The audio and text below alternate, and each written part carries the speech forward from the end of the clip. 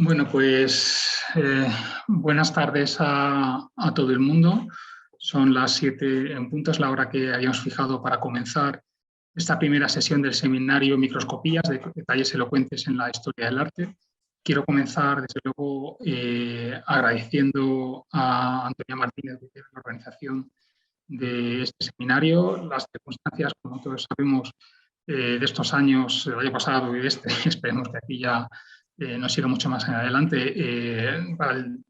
Cómo se ha desenvuelto la docencia y la investigación en todas las universidades han sido muy complicadas. Antonia se incorporó como contratada Juan de la Cierva al Departamento de Historia del Arte y al grupo de investigación Arte y Pensamiento en la Edad Moderna y Contemporánea, que es quien organiza este seminario dentro del Departamento de Historia del Arte de la UNED y en colaboración con el CENDEAC.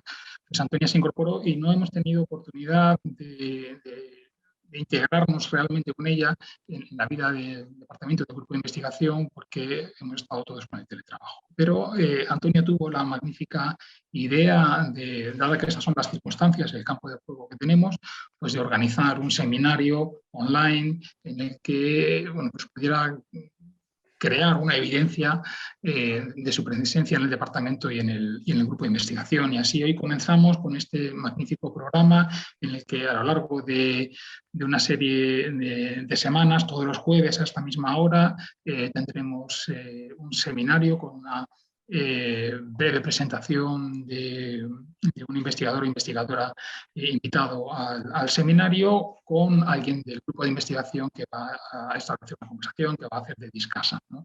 Tenemos hoy a Jaś Elsner, que viene de la Universidad de Oxford, tendremos después a Jorge Tomás de la UAM, a Joan Molina del Museo del Prado, a Miguel Ángel Hernández de la Universidad de Murcia, a Vincent Devier del École Imaginative, a Teresa Martínez de SIC, a Rocío Sánchez Amijeiras de la Universidad de Santiago, a Luis Elena Alcalá de la UAM y a Felipe Pereda de Harvard.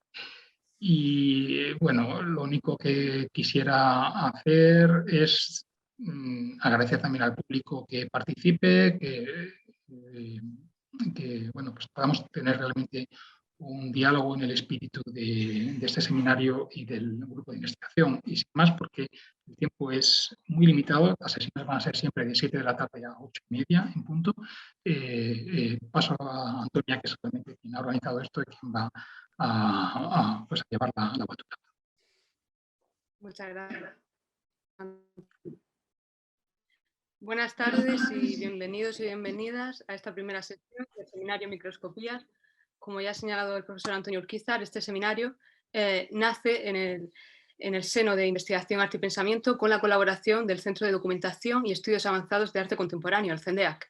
Cada jueves por la tarde, como hemos señalado, a partir de hoy hasta el 17 de junio recibiremos a uno de los ponentes invitados que nos hará reflexionar sobre detalles de la historia del arte que han captado su mirada crítica a lo largo de su carrera investigadora.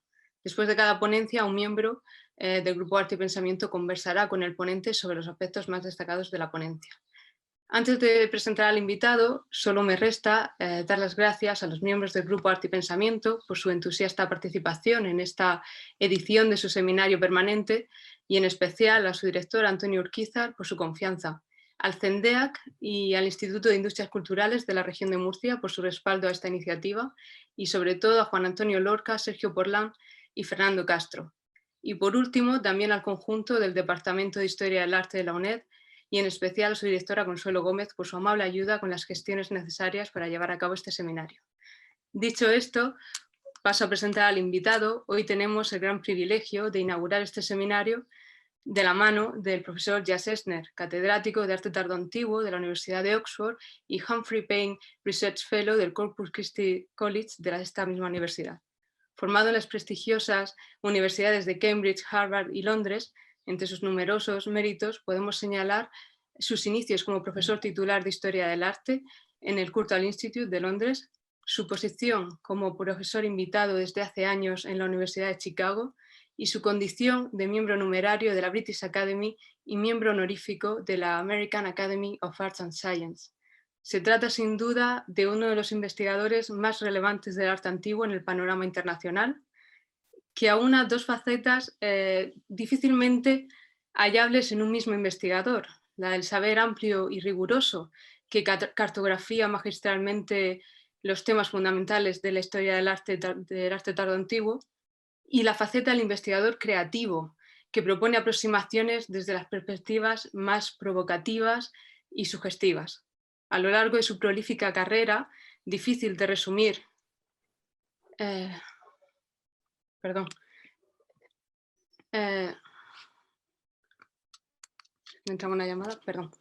A lo largo de su prolífica carrera, difícil de resumir en una presentación breve como debe ser, nos ha hecho reflexionar en términos como la subjetividad de la mirada romana en el arte, en su tesis Art and the Roman View, la dicotomía entre la mirada ritual y secular en su Roman Eyes, las dinámicas de continuidad y cambio en el paso del paganismo al cristianismo, en Imperial Rome and Christian Triumph, o el peregrinaje como inercia al viaje o al movimiento sagrado presente en diversas culturas, en Pilgrimage Past and Present. En los últimos años, su liderazgo del proyecto en el British Museum Empires of Faith le han llevado al estudio comparativo de las diferentes aproximaciones a la divinidad y su plasmación artística en diversas culturas. Un trabajo que se ha plasmado en la gran exposición Images of the Divine. El tema de su conferencia de hoy, la ensoñación del positivismo, se enmarca en dos de sus intereses recientes, el estudio del arte global, a partir de la reflexión comparativa, y la aproximación crítica a la historiografía de la disciplina de la historia del arte. Me dirijo ahora al profesor Elsner. Professor Elsner, it's a great pleasure having you today with us, even if virtually. In the name of our research team, Arte y Pensamiento, and our sponsor, the CENDEAC, I thank you very much for kindly accepting our invitation to be the keynote speaker of our seminar. We are eager to hear you, so I give you virtually the floor. You are muted, yes. Very good. I was a good boy. I muted so that it wouldn't interfere. Thank you very much for your invitation and for your kind introduction. And it's wonderful to see so many people here. I can see almost no faces and a lot of black boxes with names on them. But it's really a pleasure to be here, and I hope we can have a good conversation as we go along. So I'm going to begin by sharing my screen, so at least you'll see what I'm talking about. And I think I will be in a little small box somewhere, which is probably the best place. Here we go. Can you see? Can you see my screen? Everything good? Yeah? Yes. Good. Yes. Okay.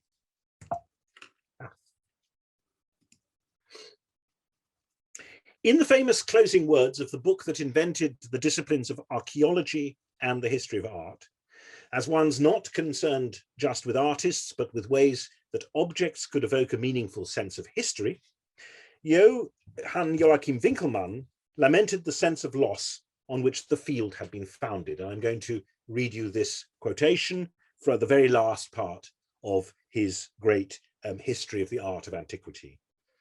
Like someone who, in writing the history of his native land, must touch upon the destruction that he has himself witnessed, I could not keep myself from gazing after the fate of works of art as far as my eye could see. Just as a beloved stands on the seashore and follows with tearful eyes her departing sweetheart, with no hope of seeing him again, and believes she can glimpse, even in the distant sail, the image of her lover, so we, like the beloved, have, as it were, only a shadowy outline of the subject of our desires remaining. But this arouses so much the greater longing for what is lost, and we examine the copies we have with greater attention than we would if we were in full possession of the originals. In this we are often like individuals who wish to converse with spirits and believe they can see something where nothing exists. The word antiquity has become a prejudice, but even this bias is not without its uses. One always imagines that there is so much to find, so one searches much to catch the sight of something. We turn over every stone, and by drawing inferences from many tiny details, we at least arrive at a probable assertion that might be more instructive than the accounts left by the ancients, which, except for a few moments of insight, are merely historical. One must not hesitate to seek the truth even to the detriment of one's own reputation. A few must err so that many may find the right way. Among the many issues in this extraordinary passage of writing are the question of empiricism and sober archaeology, the turning of every stone and the influence from the tiny detail in relation to empathetic and subjective investment, those tearful eyes, as well as the relationship of pure fantasy, seeing something where nothing exists, to probable assertion. Winkelmann brilliantly genders his observer, indeed his eye, as female, watching the beloved sailing away, and instantly generalizes this to a collective hour. He evokes the problems of animation, both in history and in art, in bringing the past to life, conversing with spirits and believing we can see what is not there. And finally, he confronts the problem of the textual supplement, of writing an art history that is inevitably dependent on texts, the accounts left by the ancients, which are rarely insightful, but merely historical. One interesting aspect of the conundrum he presents, in many ways the crux of the matrices that govern most of what we do when we study the art historical and archaeological past, is that it applies in equal measure globally. There are many areas in which, because the depth of the scholarship is different, especially when fields are perhaps 200 years old in the West, but much younger elsewhere, it is very difficult to do comparative work.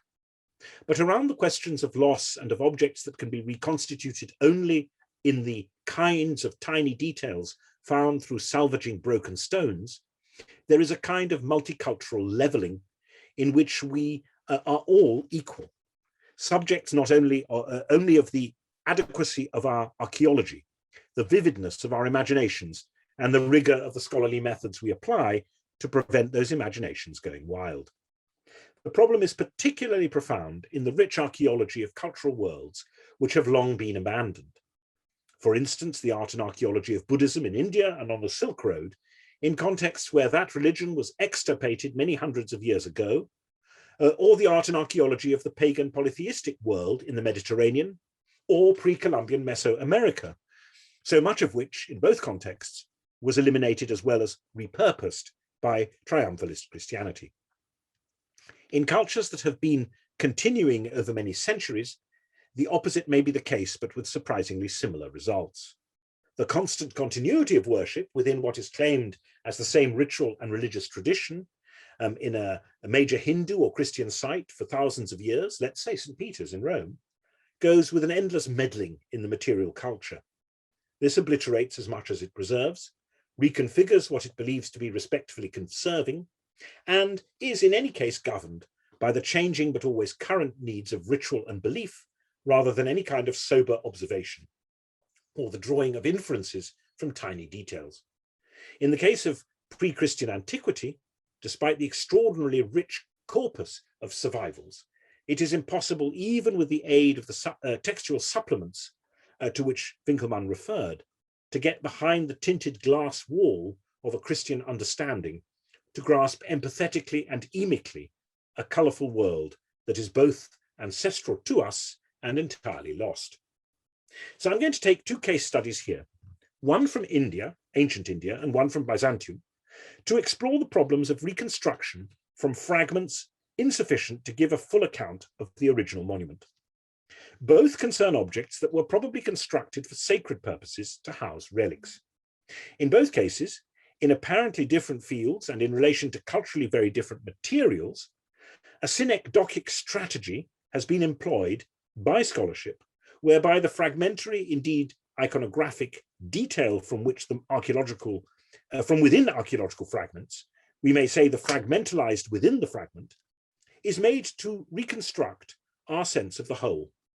That sense of the whole, itself subject to a form of circularity, since it is generated by assumptions arising from the part we can observe, is then used to explain and situate the meanings of the object that has survived.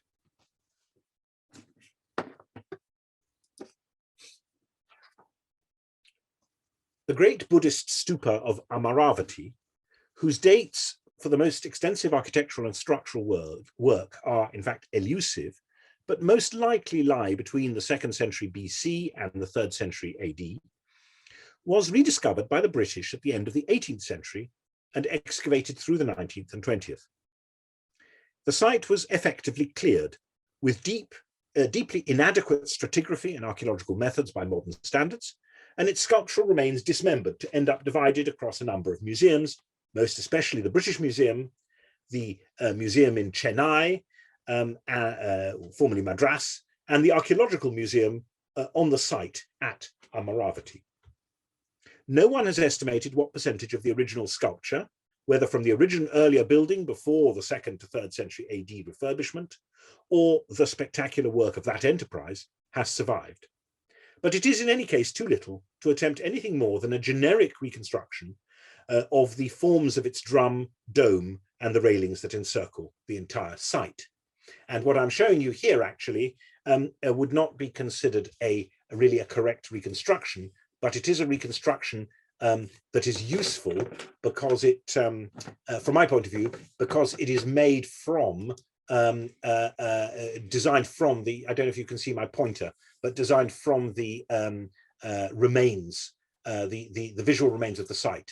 And so it attempts to map the site, the images back onto the monument itself.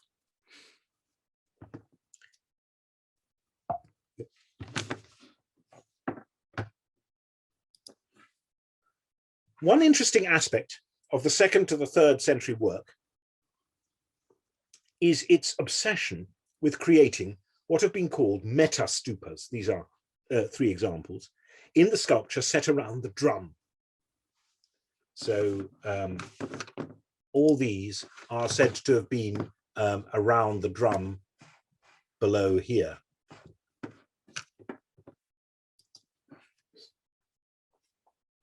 A vast and varied series of images of stupas and of devotional activity around them, which use the same forms, drum, dome, railing, pillars and pilasters, and the same kinds of structural choices, circular panels with relief narratives, square or oblong historiated panels, statues of lions and so forth, represented in exquisite miniature that we find in the remains, the other remains of the same monument. In the light of this, it's inevitable that when the lost monument's forms are envisaged, reference is made to these metastupas in order to generate our visualization. Now, this is a very interesting strategy. So that's the move in the slide on the right here from the drawing of a broken stupa slab to imagining the actual stupa in 3 dimensions on the right there. Now, this is methodologically a very interesting strategy. It's invalid, to be sure, since we cannot know that the images did replicate the main stupa. They are, in fact, rather varied, which complicates the replication argument. And even if they did accurately reflect its appearance, whether this was recognized as such by its viewers. But it encapsulates art history's need to, and I quote Winkelmann here, search much to catch sight of something among the tiny details and to draw inferences from them. The strategy is driven by longing for what is lost and its imaginative recuperation. The shadowy outline of images in relief functioning as copies from which we attempt a subjective process of imagining their prototype. It is worth noting that the stupa-shaped reliquaries in ivory and crystal, along with their contents that were found beneath the main stupa early on, and then excavations in the 20th century in the remains of a small stupa outside the south gate, revealed a circular globular pottery relic, a casket inside which was a gold reliquary in the form of a miniature stupa with an umbrella containing 6 gold flowers and a piece of bone. So this material too has been used to help with visualizing the original main stupa.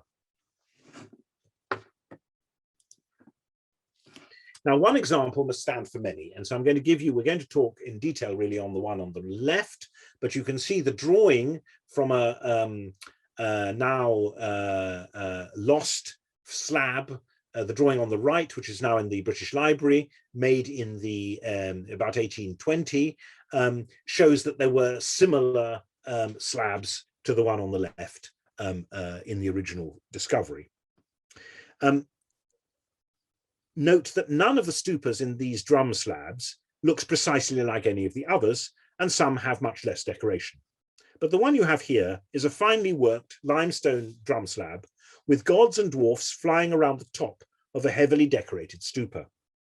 It's surrounded with a high railing at the bottom, with lotus roundels in the uprights, and a coping at the top carved with men riding and fighting beasts, some fantastic but including an elephant, outside which various figures are standing. The gateway is framed by two pairs of statues of seated lions, and inside, at the center, stands the Buddha surrounded by worshippers. It's impossible to guess whether this is a statue or a relief from a narrative scene, or whether the Buddha is imagined to be present, like the deities above and the figures outside the railing. Inside the railing, but in front of the main stupa, two columns can be seen on either side of the gate, rising to stepped capitals on which small stupas with multiple umbrellas stand. The upper section of the drum, visible above the railing, has a series of larger and smaller frieze panels, most of which can be identified from the narratives of the Buddha's life or his previous lives, the so-called Jataka tales, as are the sculpted roundels in the dome. The elaborately framed central panel, immediately above the Buddha, extends from the main drum as a kind of balcony, the so-called Ayaka platform, on which a relief of the Buddha in a halo is represented in one of his previous lives. Above it stand 5 Ayaka pillars, beneath which is written an inscription in Brahmi naming the donors. The impossibility of separating what is intended a sculptural representation of relief sculpture from sculptural representation of animated beings, especially in the case of the central scene of the Buddha in juxtaposition with the relief of himself on the Ayaka platform, is of course a useful warning about the dangers of literalist reconstructions of reality from imagery created with this amount of visual intelligence and sophistication. And I should say, I think these are wonderful, fabulous sculptures. You can see them in the British Museum, or at least you'll be able to when COVID is finally beyond us. Now, I want to set this side by side with a small but spectacular ivory panel, perhaps made in Constantinople, but with various claims for elsewhere, including Egypt, and surviving now in the cathedral treasury in Trier.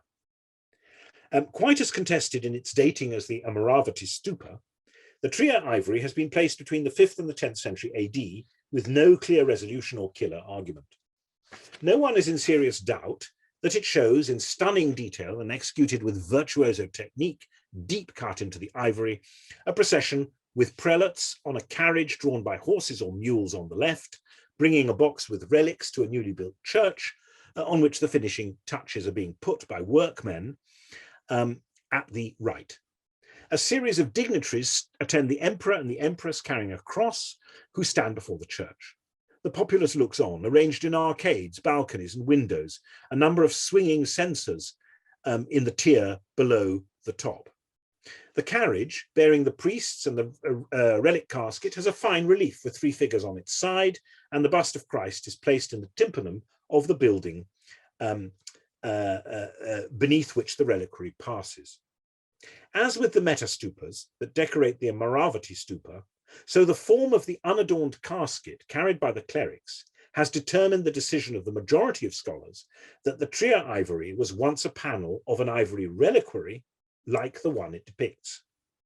That makes it the only surviving fragment of a lost whole, whose material substance, bone, and synecdochic evocation of a lost totality emulates the bone fragments that were probably the relics in the casket held by the prelates in the carving.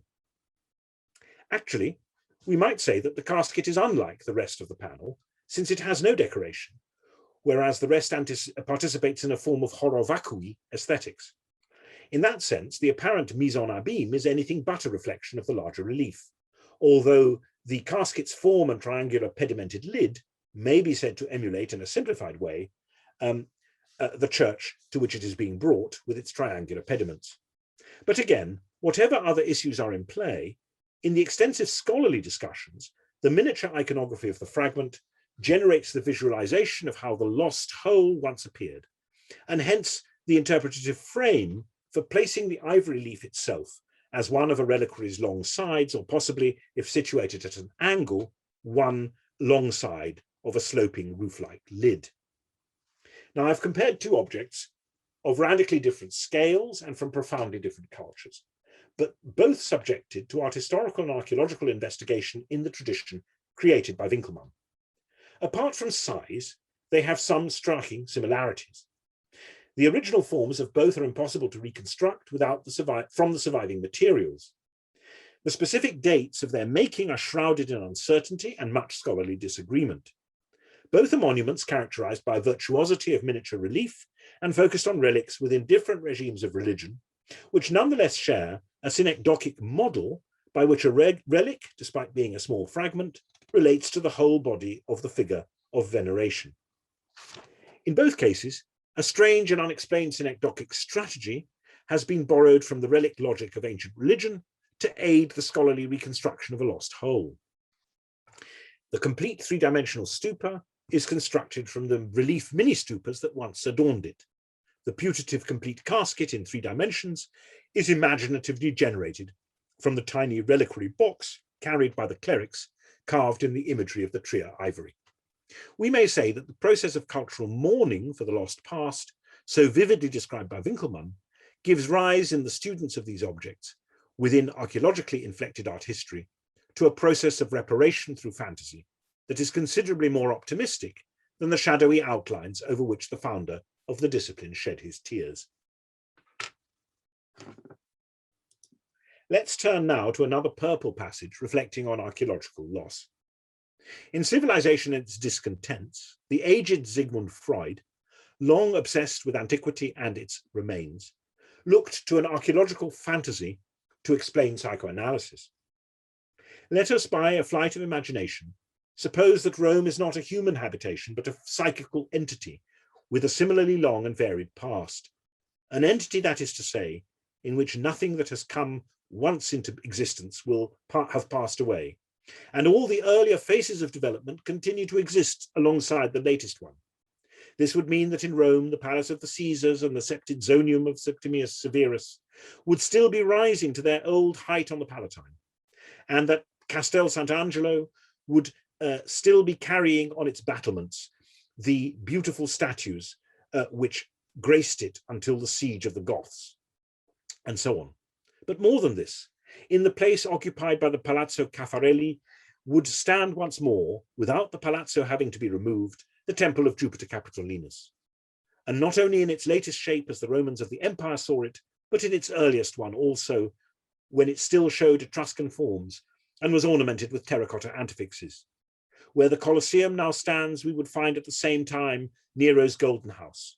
On the piazza of the Pantheon, we would find not only the Pantheon of today, as it was bequeathed to us by Hadrian, but on the same site, the original edifice erected by Agrippa. Indeed, the same piece of ground would now be supporting the church of Santa Maria sopra Minerva and the old temple over which it was built. Later in the same text, Freud writes of sublimation as, I quote, a kind of finer and higher satisfaction as an artist's joy in creating, in giving his fantasies body, or a researcher's in solving the problems or discovering truths. The artist's sublimation of suffering gives creative body to his or her fantasies, as Freud's own fantasy of psychoanalysis recuperates all the losses of the material past in a meta-archaeological completeness, a plenitude that transgresses the constraints of time. The extent to which Winckelmann's comments at the end of his foundational work may have been at the back of Freud's mind in his vision of Rome is less significant here than the fact that Freud voices the possibilities for reparative recuperation. It is these that we have seen in action in the strange game of reinventing lost monuments from images found among their fragments. The difference is that Freud speaks explicitly of spinning a fantasy that leads to things that are unimaginable and even absurd. While the archaeologists and art historians, whose accounts of early Buddhist art and Byzantine ivories we've been examining, have conducted a project of reconstitution that is entirely unjustified by method or footnote, but is presented as likely probability, or what Winckelmann calls probable assertion. If Freud used archaeology as the dream of psychoanalysis, then the archaeologists of Amaravati and the Trier ivory have performed the dream work of positivism as their response to the challenge of Winckelmann's despair. Now, I've framed this discussion with two famous archaeologically inflected texts, written in Western Europe, respectively from the second half of the 18th century and the first half of the 20th. Behind them, and behind the desire for completion when reflecting on fragments of the past, stands a deeper European tradition which remains at the heart of the scholarly enterprise. In the last book of the City of God, De Civitate Dei, Augustine's magisterial 5th century Summa of Latin Christianity, the greatest theologian of the West, announces, quotes, two incredibile things: the resurrection of our body to eternity, and that the world should believe so incredible a thing. That's 22.5. In the course of his discussion, Augustine argues passionately for the complete physical resurrection of the bodies of the saved at the ending of days. Against a range of critical positions held by pagan opponents of the faith, he explores in detail such questions as whether aborted fetuses will rise, and in what form, the fate of hair clippings and pared fingernails, the differences between fat and lean when it comes to their appearance in the kingdom of heaven, the question of how decomposed corpses can be reconstituted, of whether physical deformities in life will remain in the world of the blessed. Specifically, of the problem of fragmentation and reconstitution of lost wholes, he writes polemically against the enemies of the faith.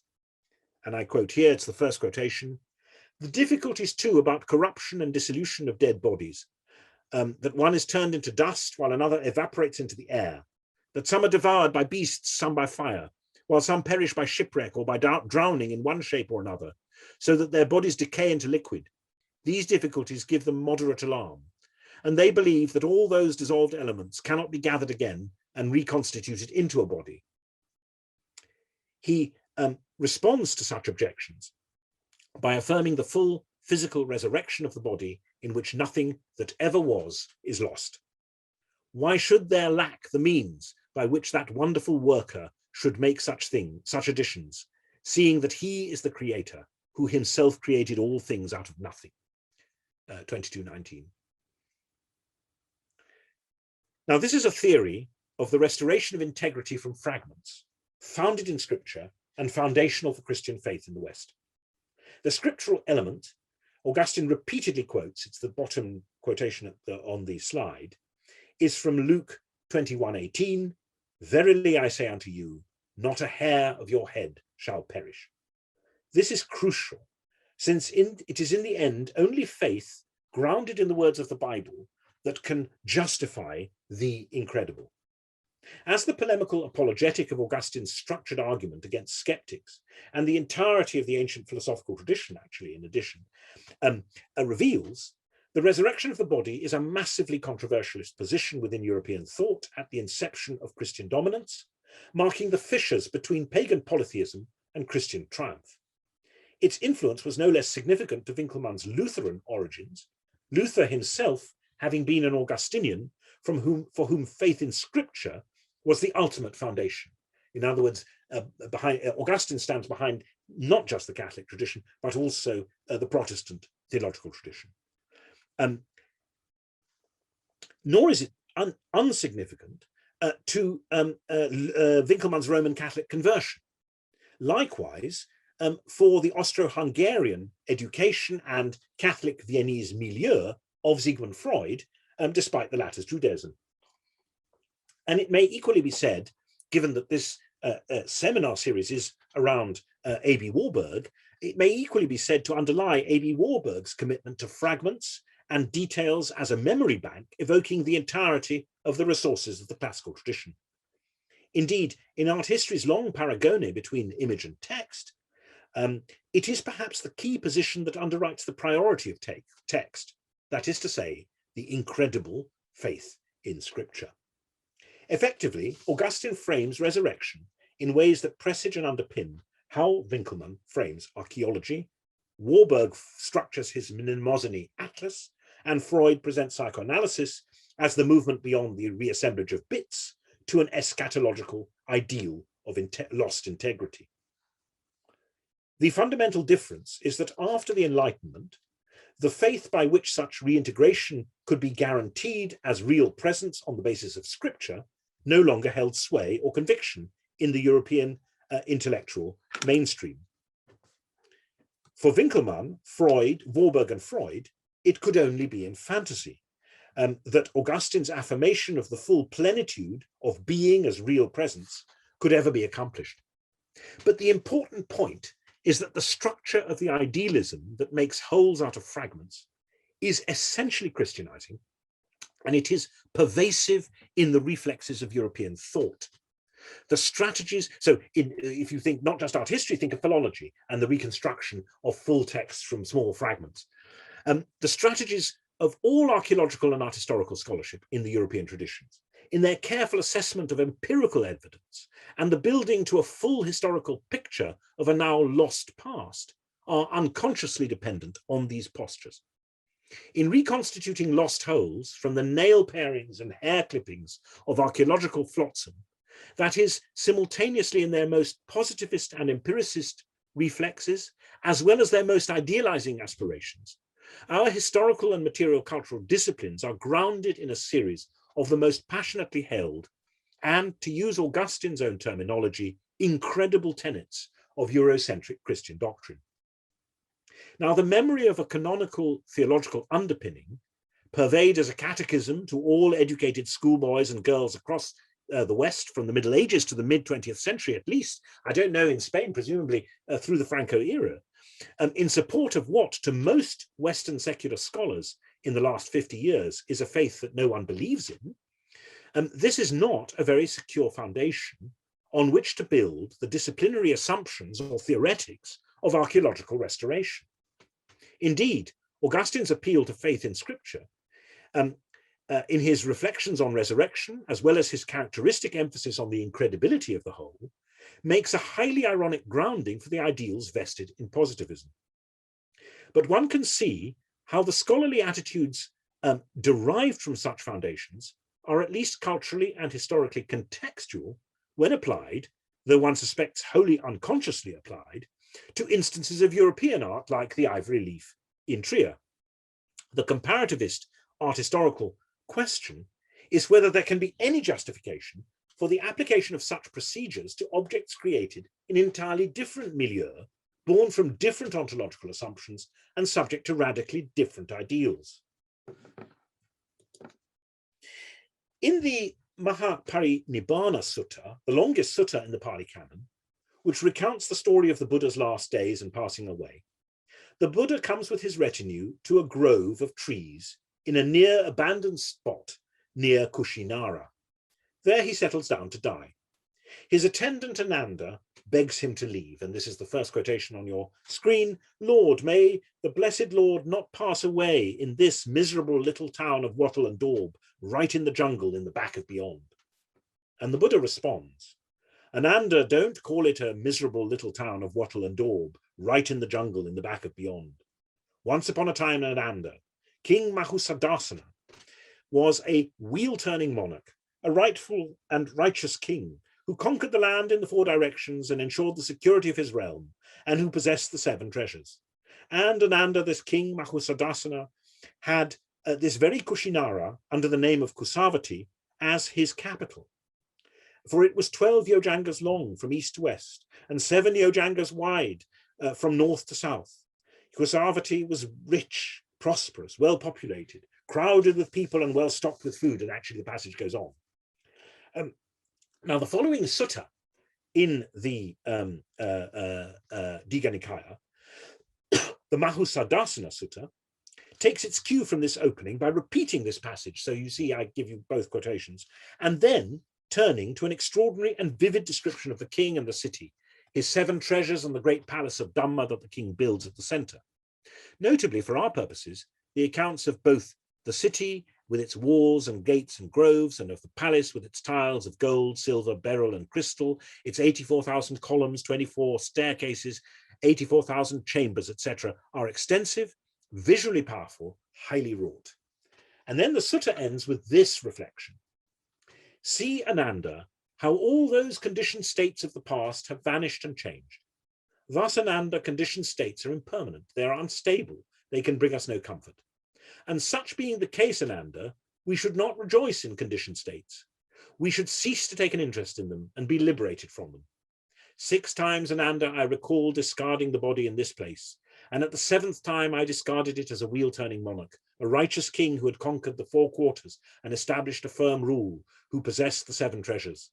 But Ananda, I do not see any place in this world with its devas and maras and brahmas, princes and people, where the Tathagata will for an 8th time discard his body, because in entering nirvana, the Buddha is not reborn.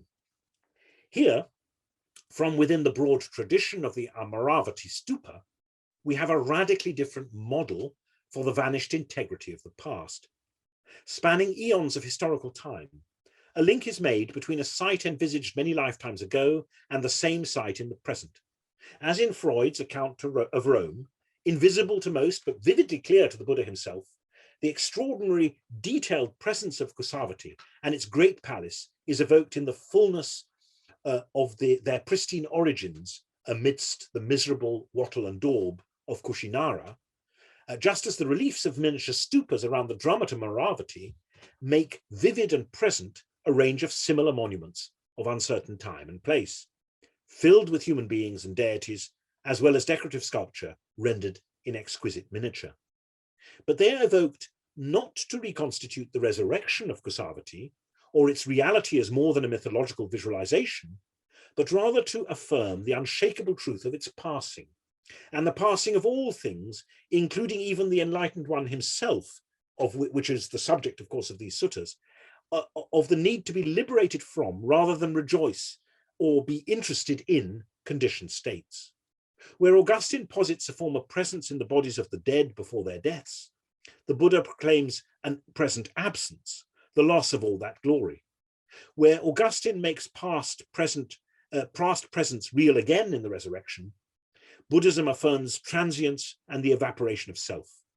How all those conditioned states of the past have vanished and changed. While the writers of the West follow Augustine's resurrection of the flesh in looking towards the real, to a lost integrity resurrected in toto, and a fantasy of making complete with the fragments that survive from the past, which scholarship refashions through a combination of empirical analysis and empathetic imagination, the Buddha reflects on the qualities of lostness and impermanence, so that the vanishing of the great city is but a figure for his own discarding of his body for the final time. So finally, I'm comparing them, putting them together.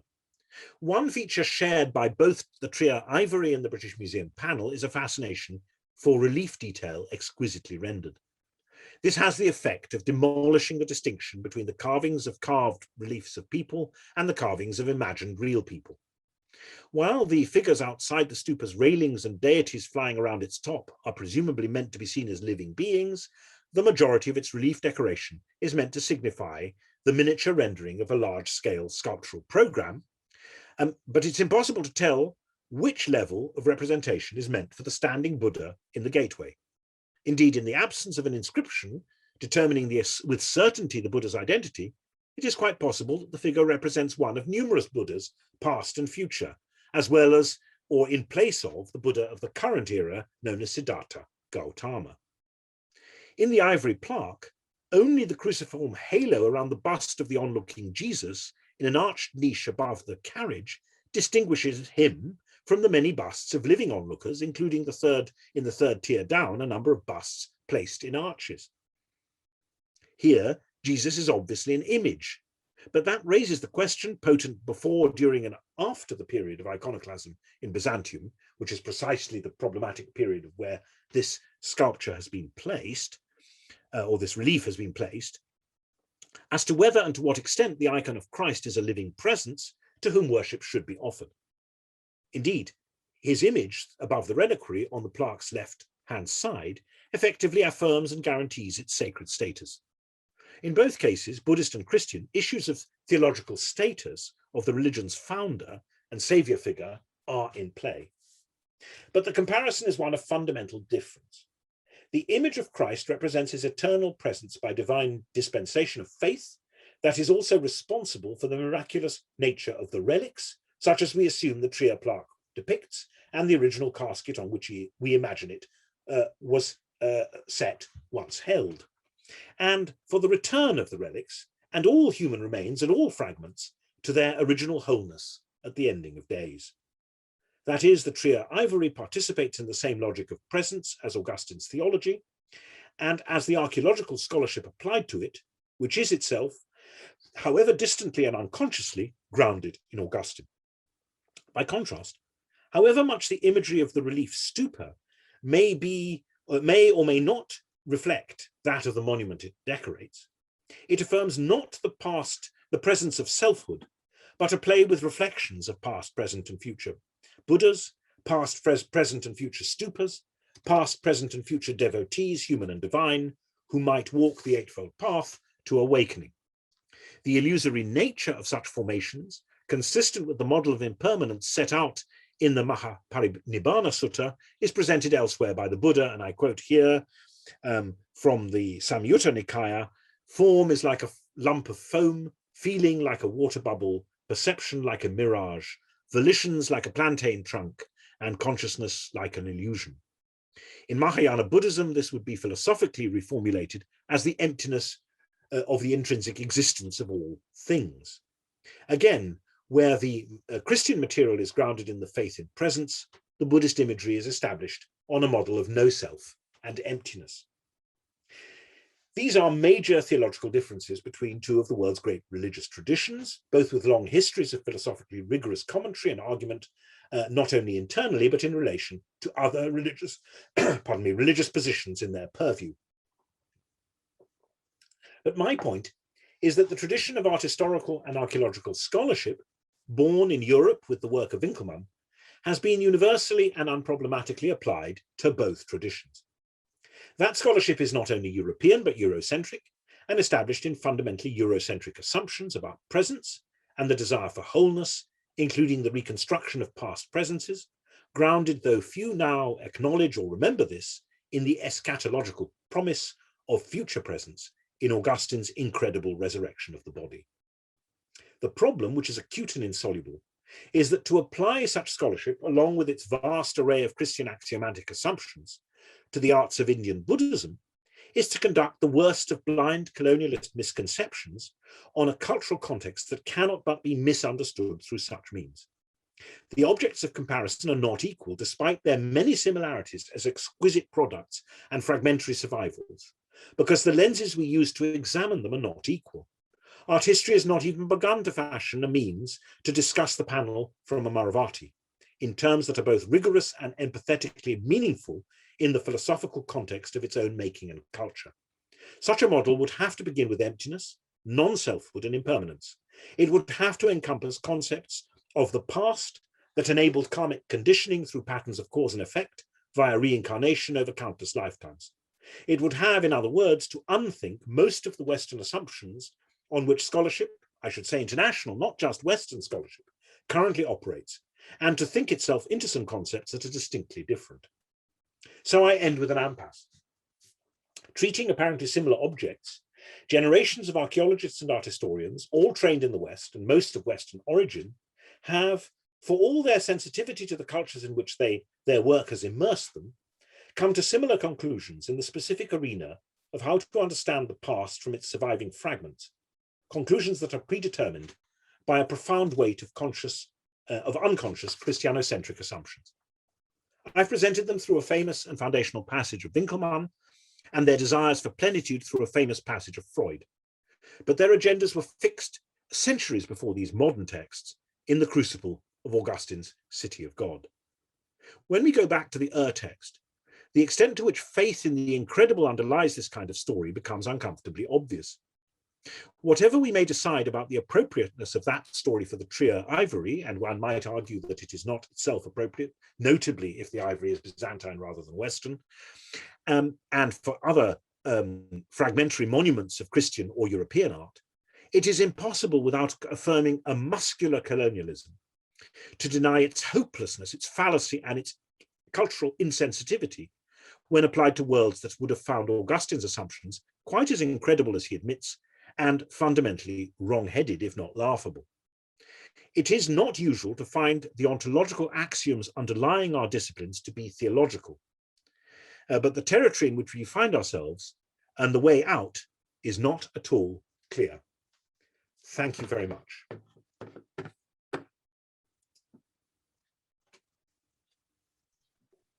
Well, thank you very much, Jaś, for your presentation. It has been a relevant presentation on relevant topics that I believe that we can engage in a discussion now.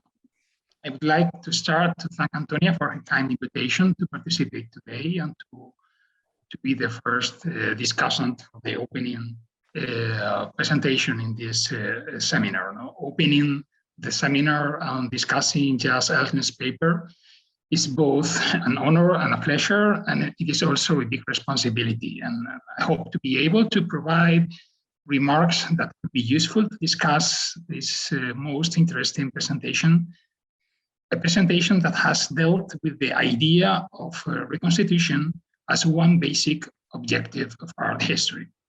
I cannot say too much about the Stupa of Amaravati or about the 3-year ivory, but I will try to deal with the epistemological aspects of the paper. In the first place, I would like to point out what I see as different layers in this case study. The first layer, that would be the connection with the theme of this seminar, the Microscopías.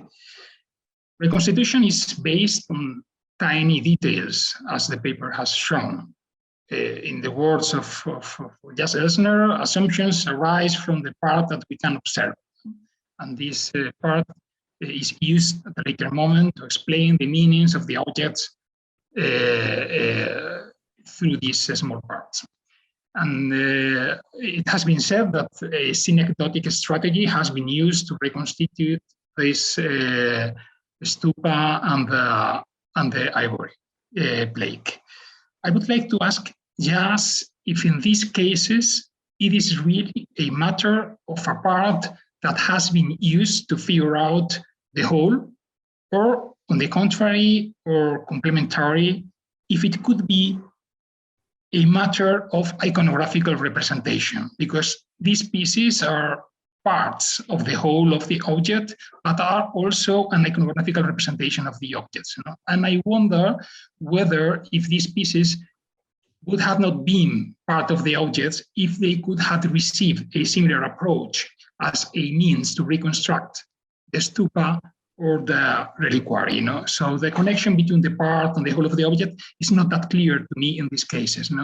I think that the fact that there is an iconographical representation of the objects here could be something that is running with more strength here.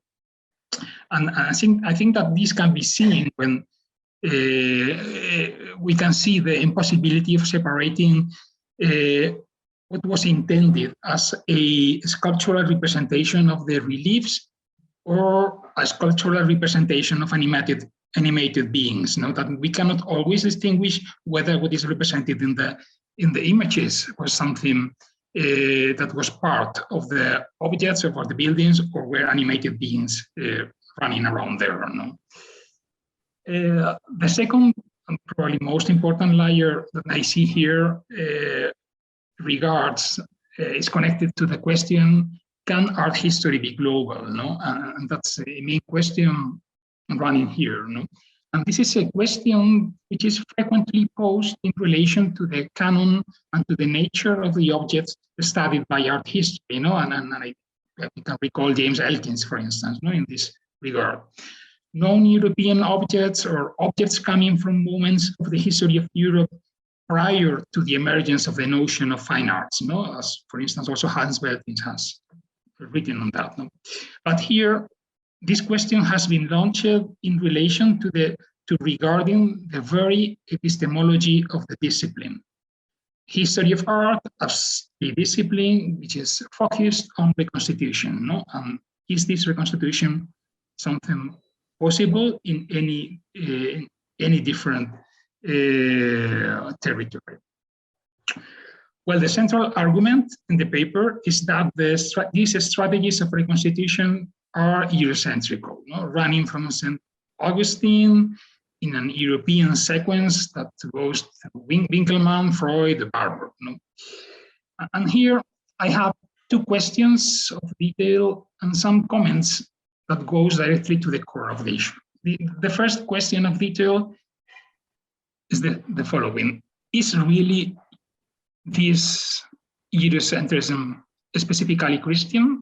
Because thinking on this problem, I have found many examples that support this hypothesis. For instance, one which is related to my own work. 17th century Spanish antiquarians aimed at the reconstitution of the pre-Islamic Christian churches through the archaeological analysis of fragments of these Christian churches present in Islamic mosques.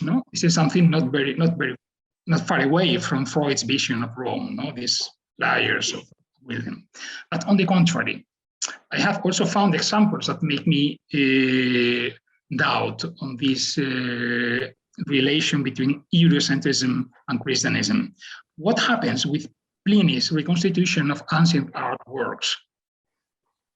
Because there is an interest in Pliny on speaking and reconstituting these statues and these paintings of the antiquity and imagine what has been lost at his time. Could that idea be related to a greater sense of history that goes beyond Christianism, that runs in Europe probably, but goes beyond Christianism? And the second question in detail. Could we find examples of appreciation of the laws in the European art history tradition? And now I'm thinking in connection to those archaeologists of the 16th century that I was talking before.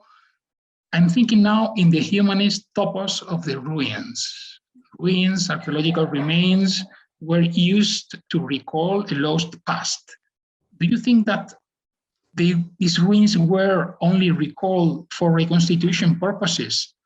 Or were these ruins also appreciated upon their capacity of signs of the absence, in something that could be connected in a way of what we have seen in this Buddhist text before?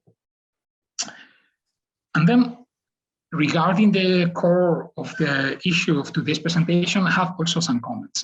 The basic idea is that reconstitution is or might be culturally and historically contextual when applied to European art. But there are problems when we apply reconstitution to non-European art, to other cultural traditions, And there is here an idea that art history has to be empathetic in a way to the philosophical context of the making and the culture of the objects that we are studying. Well, in the making of history, I understand this need of an empathetic approach in the sense of Gadamer's notion of a shared tradition between the object of the study and the historian, a tradition as a means to connect with the past. However, I also think that we can also raise this question. Does not history always come from a cultural and a historical distance?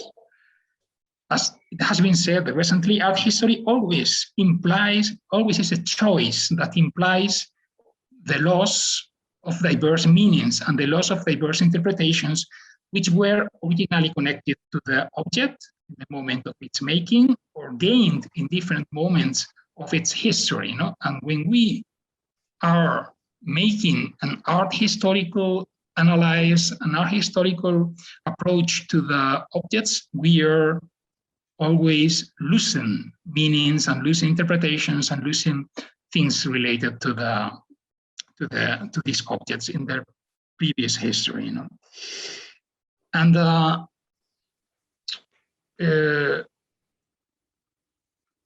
am thinking on this idea of it's not always art history, even when dealing with European objects of the past, facing these problems of cultural distance.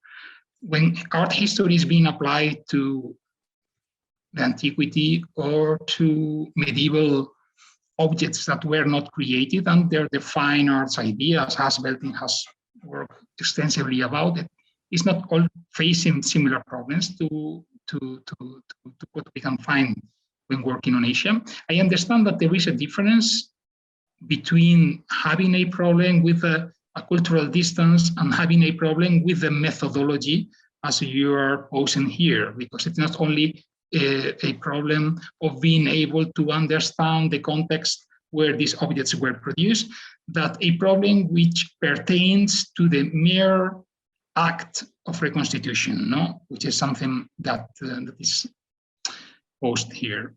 But I wonder, the ending sentence of the presentation of the paper suggests the existence of potential way outs to this problem, no? So I wonder, could art history be ever empathetic with any pre-modern or non-European object? Is that a feasible task of art history? It's something that cannot be done under the framework of the discipline. No? If contextual history is Eurocentric and can be colonial when applied to non-European objects, is this a limit that can be surpassed in any way? And I also see that there is a difference between reconstitution of the object versus reconstitution of the contextual interpretation. Art history has been an object-centered discipline that has tried primarily to reconstruct the objects. Could art history be interested, for instance, in the performative experiences related to the loss instead of being interested in the reconstitution of the objects? Would that be a way out to solve the problem? Not trying to figure out, to guess, to use the fantasy to see how these stupas were, but on the contrary, try to analyze how this sense of loss and this idea of loss has worked in the tradition where these stupas were acting. Also, could a non-historical dialogue with the objects be another kind of way out? Or could that be something which is completely out of the history of art perspective? And I don't know if this is a question or a bunch of questions that can be answered in any way, but I would be very happy if you could try to give us an answer. And at a later moment, we will also open the floor to everybody here so we can extend the dialogue, although we have to stop at 8:30. Thank you very much. That's an amazingly acute interrogation. So I made notes, and I probably will miss quite a lot of your questions. But anyway, I'll go. I don't know. Shall I go from the beginning or from the end? Your last question. Okay.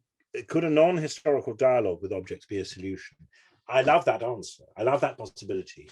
And one of the things I've been working on in a different context is the Imaginative Philostratus, which is a text, a 3rd century text written in the Roman world, a Greek text of ekphrasis, which brings to mind described plays in the space, a space similar really to virtual reality. The issue of the subject in relation to the object, various kinds of object stimuli, and plays around with works of art in that way.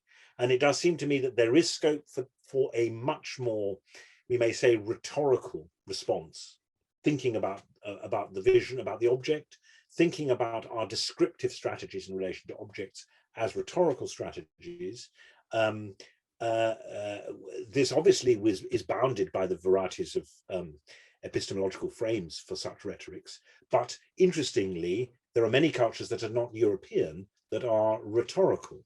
Whether China or India or Japan, or they have deep, and indeed in India, Sanskrit theorized rhetorical traditions. So actually, there are opportunities in that direction. I completely agree. I think it's a really interesting, but difficult because the rhetorical traditions of those cultures have not constructed the discourse that we think of as art history, have not constructed models of thinking, for example, about what is an object, what is a sculpture, what is a relief, all these technical terms that have been developed over 300, 400 years in our discipline, and therefore, but they do exist, the possibilities exist. But there is no, so for example, if you think of Overbeck's big, now 5 volumes of all the references to works of art in antiquity, or Cyril Mango did it for Byzantium. You have all a collection of the texts that give you what, in the end, an image, a cone, or whatever might mean. We've done that for the West, broadly speaking. It hasn't even been attempted East. In none of the ancient cultures, let alone cultures that aren't written down, but in Persian or in Arabic or in any of the Indian languages, or in Chinese or Korean or Japanese, none of these great, long, scholarly, thoughtful cultures which have plenty of ideas about images, do we have any idea what they may mean? They haven't been collected. That's a great scholarly project. It's not just an ERC project, it's a kind of whole range of ERC projects. It would be fantastic if it were done. It's interestingly philological, but it needs to be done before we even begin to understand how we could modulate different approaches. And if we did, we would be in a totally different position, because we could use admittedly a reconstituted, Western constituted, but nonetheless an internalist series of discourses to destabilize our own assumptions, because they're different ways. So for example, in China, they don't have the idea of sculpture, and so on and so forth. Yet obviously they have sculptures. So how they conceptualize these things would become then very interesting. You then apply such a model, let's say, to Santiago de Compostela or something, and it gives you something, really an interesting difference. So I'm really with that. I think it would be wonderful. And to me, that's, I mean, the trouble is, it's a way forward that I'll be dead before we get there. But, you know, it's a 100 years project. It's a huge project. Then you said, could there be an art history interested in, as it were, the rituals of loss, interested in loss rather than, and of course, to some extent, the post-colonial art histories that have talked about, you know, how all these cultures have been depredated, all the stuff about claiming back Benin and claiming back this and claiming back that, have constituted themselves about loss. But of course, they are ways of avoiding the object in some ways. And so I think that wouldn't be a way forward, but it is conceivable that loss would be a way to think about it. Although the question of loss in a European context with an Augustinian set of assumptions around what loss would be, in other words, not the resurrection, it would be different from the context of, from the understanding of loss in context where that wasn't scripted, if you like. But still, it is an interesting idea. I think it's an interesting idea. You then asked a very radical question. Could art history ever be empathetic with any pre-modern object? That's a great question. It's a great epistemological problem. And the idealism of our discipline has always been that on some fundamental basis, we can transcend the past. We can imagine ourselves into the past. It's an interesting moment. I don't know if this is so in Spain. In the Anglophone world, if you sacked everybody who teaches art history for a period earlier than the 1960s, you would still have enough demand, the place would be full.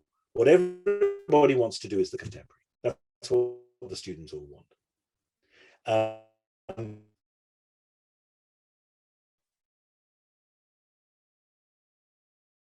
Specialized contemporary.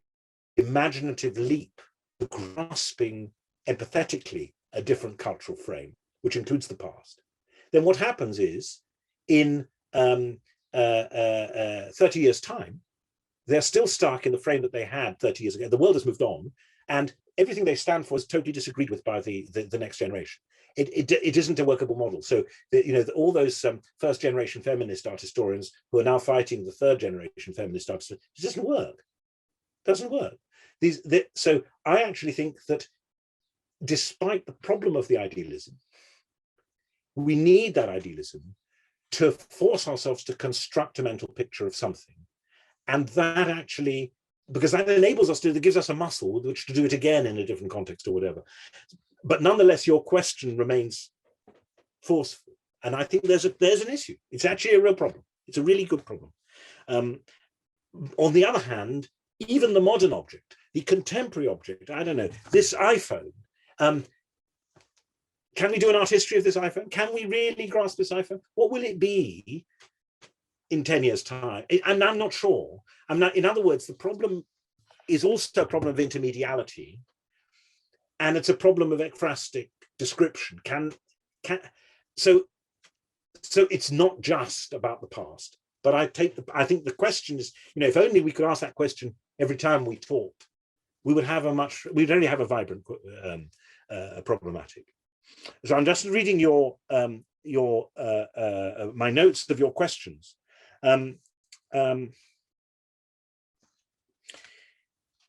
So that you asked a question about reconstitution as applied outside European contexts, and the question of empathy with local context. Here I'm just reading my notes. Does not history always call for distance? So the question of historical distance. I think that's right. I think we need distance. I personally don't like writing about anything in which the players are alive. Why? Because first of all, they can disagree. Now, that doesn't mean that they're right. It just means they want to control the story.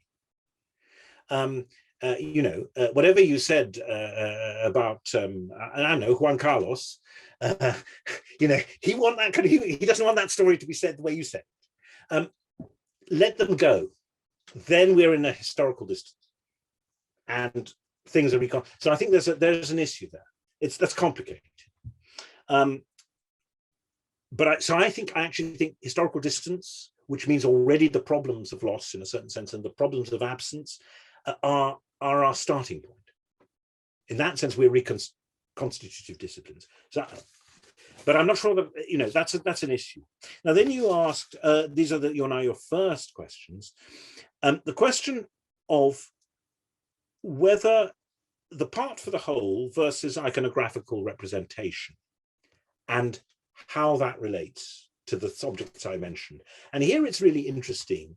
We know, if I just share the screen 1 second, put this back on, we know that the Stupa relief is indeed apart from a whole.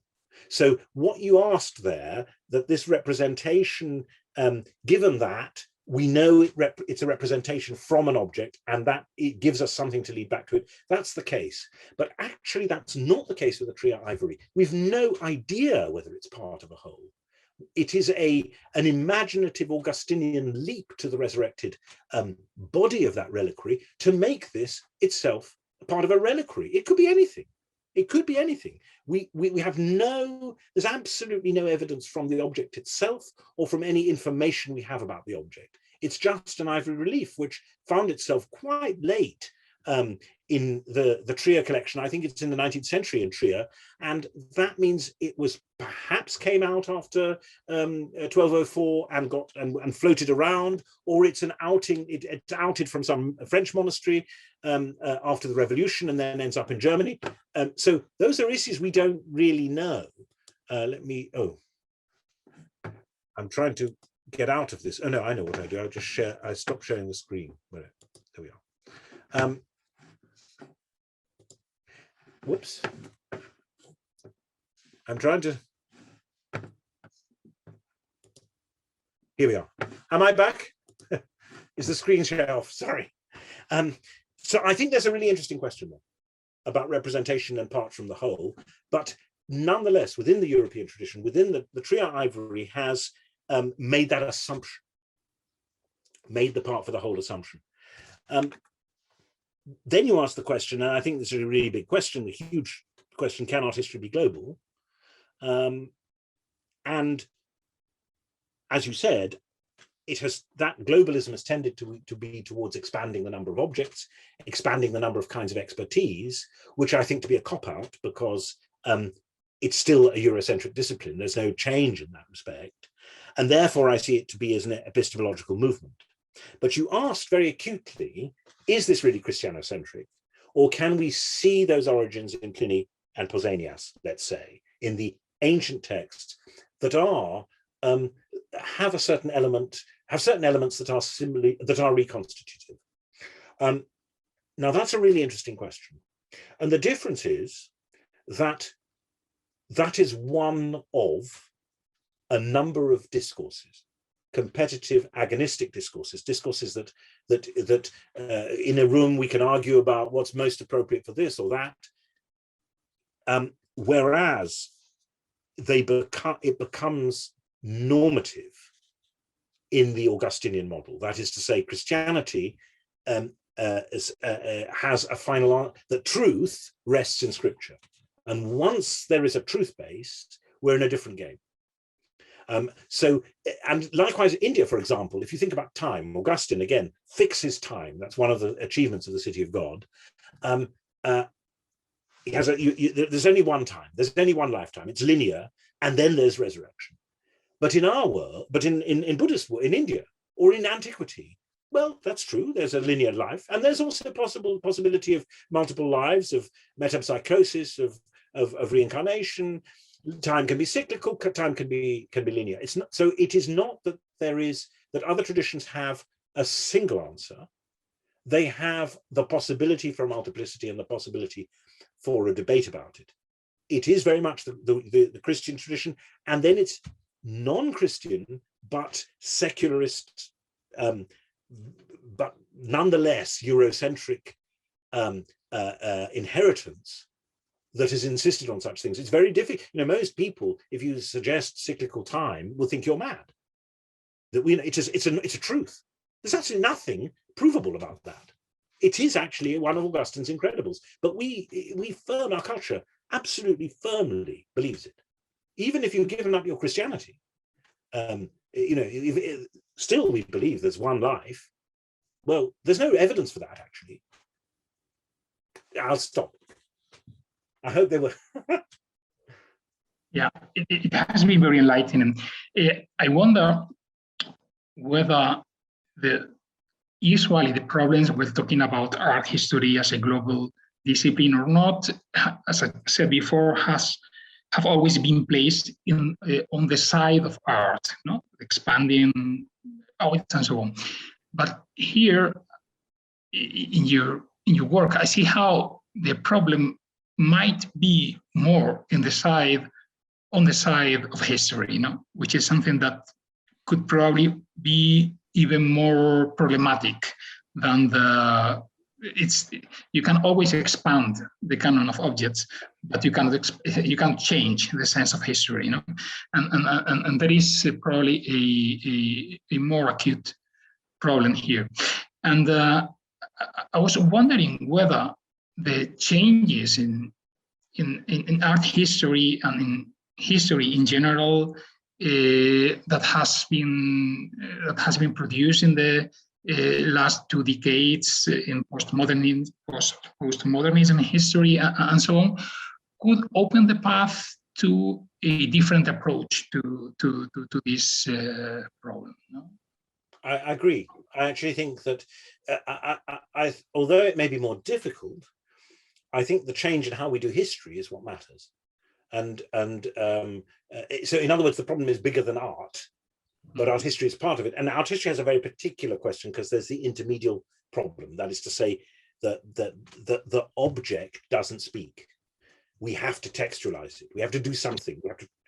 We have to do violence to the object to make it possible for art history in a way that well, arguably that is so also when historians read texts and reframe them, but it feels different because it's the same discursive means. But nonetheless, I think you're right. I think the methods that what we have to make more subtle is our epistemology and our form of history, our historical sense, and we have to infuse it with relativizing our most fundamental assumptions, simply by using some assumptions from other cultures, and they exist. It's not that it doesn't exist. Well, I think that for the last 10 minutes, we can open the floor to questions coming from the attendants. As Antonio has suggested me, it could be great if you could post the questions through the chat. That would be the easiest way to start the.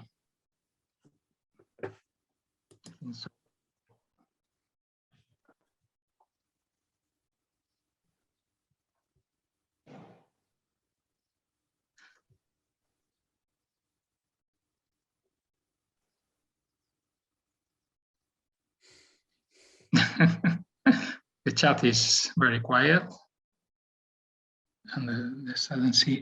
If you let me, Antonio, in the meanwhile that people is thinking out their questions to Professor Elsner, I have a question. Well, thank you very much, Antonio, because of your insights were very insightful, and also for the conference, we learned a lot.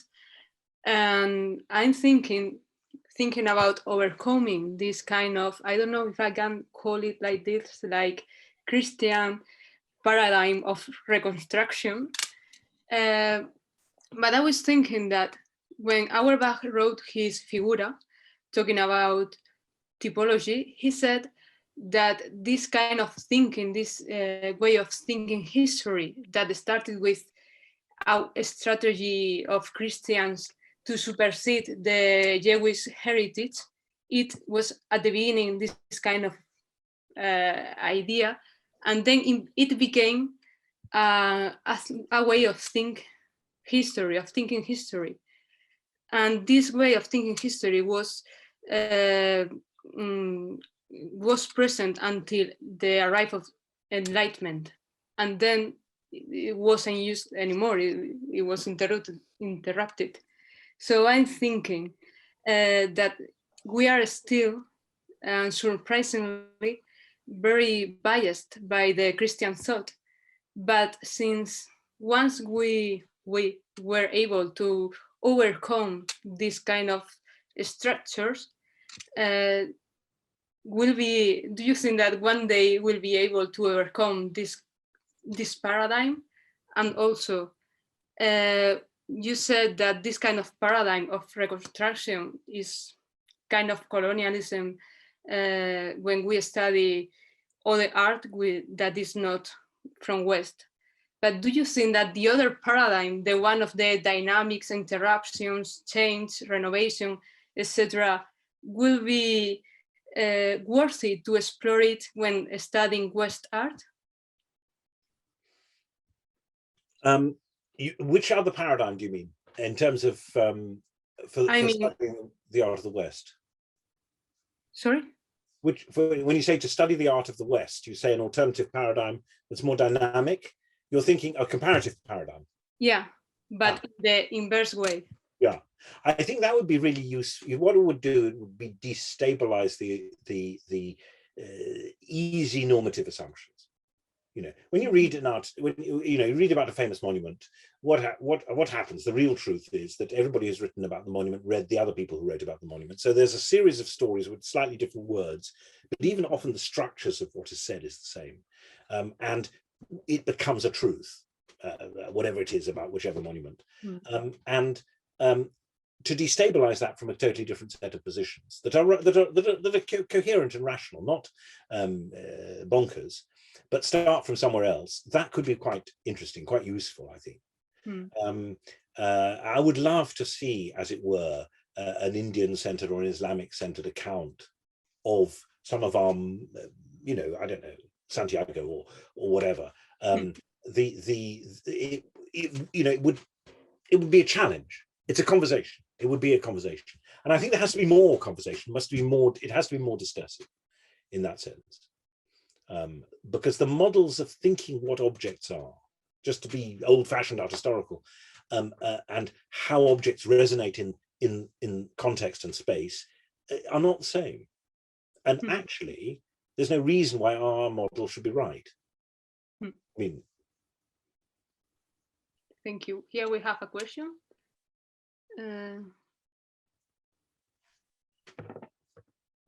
is it in the? Yeah. What are the limits to construct a comparative and global narrative between objects? Chronological narrative, functional criteria. When we compare objects from different chronologies, spaces, and culture, what are the limits that our history must never exceed? That's a very, very big question. I think that I don't think we are yet in a position where we can construct a global, what's written here, comparative and global narrative, because we only have one, because of the epistemological question, we only have a perspective to construct it from, which is a Eurocentric perspective. Now, the problem is, if you go to China, let's say, what are they doing? Well, they're translating rapidly all the Western art historians, and then they're performing in the same discursive model. Gombrich is the most popular art historian in China. That's no solution. To conduct Gombrichian art history on China is entirely mad. Gombrichian art history is so rooted in a Viennese critique of the Warburg, as his own biography of Warburg. It's utterly Eurocentric. It's avowedly Eurocentric. His Historia of art is an appalling account of the arts of the rest of the world because it's so Eurocentric, while at the same time being an argument, which is its great strength. I mean, I'm not, he may be the enemy against whom I fight my whole career, but I honor him nonetheless. I mean, he was a truly great art historian. So I think we're not in a place where we can do that kind of narrative until we have a sense of the languages for images, for history, for for aesthetics, that is rigorously constructed out of the cultural means of a series of other cultures. Let alone the more difficult question, because it's doable. That's doable. It's a huge effort, but it's doable. More difficult is with oral cultures. So if you want Australasia, if you want to throw in, let's say, Aboriginal art, much more complicated because they don't have historical documents. Their current speaking is itself a form of historical document, but that doesn't map onto our senses of history in the normal way. And so that raises a whole series of other difficulties, really interesting difficulties. But nonetheless, even within, take Afro-Eurasia, we have many languages and many conceptual fields where we could construct a very, very vibrant kind of art history. So that would be my starting point. I think we couldn't have a big story. Not yet. Maybe one day.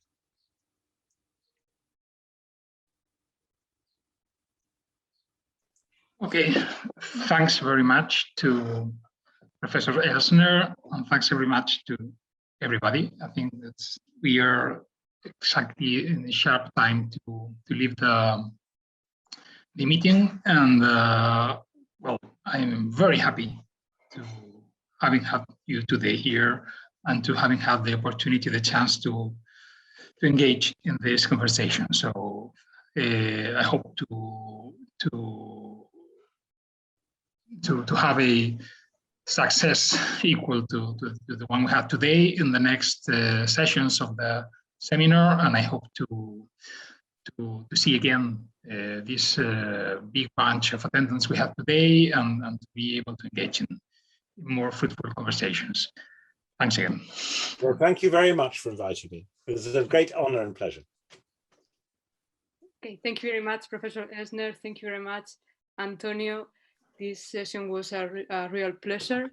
And now, bueno, al resto de los espectadores, muchas gracias por estar hoy aquí con nosotros. Ya sabéis que la semana que viene, el jueves, a la misma hora, tendremos la siguiente conferencia, la siguiente sesión, así que os animo a que os unáis con nosotros. Y bueno, pues un saludo y que tengáis una buena noche. Okay, bye.